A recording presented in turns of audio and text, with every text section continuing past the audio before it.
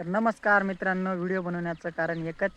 3 दिवसापूर्वी कांदा आपलं खूप छान दिसत होतं हिरवगार, पण आता 2-3 दिवसापासून हे खूप वातावरण खराब झालं, त्याच्यामुळे कांद्यावर पूर्ण करपा आला आहे. पाहू शकता तुम्ही.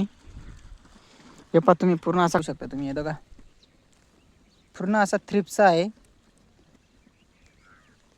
हे बघा, पाहू शकता तुम्ही थ्रिप्स.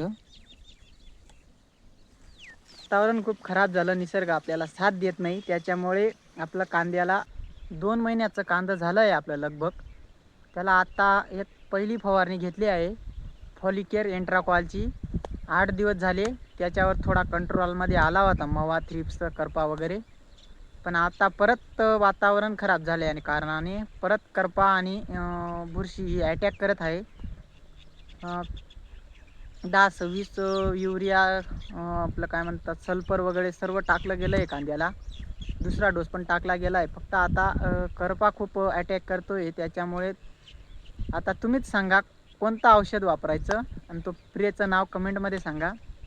म्हणजे तोच स्प्रे मी वापरणार आणि रिझल्ट घेणार. म्हणजे आपल्या शेतकरी मित्रांना, खूप लोकांना अनुभव असतात. मी कारण की मला जो अनुभव नाही, मी साधारण 2-4 वर्षापासूनच कांद्याची शेती करतो आहे.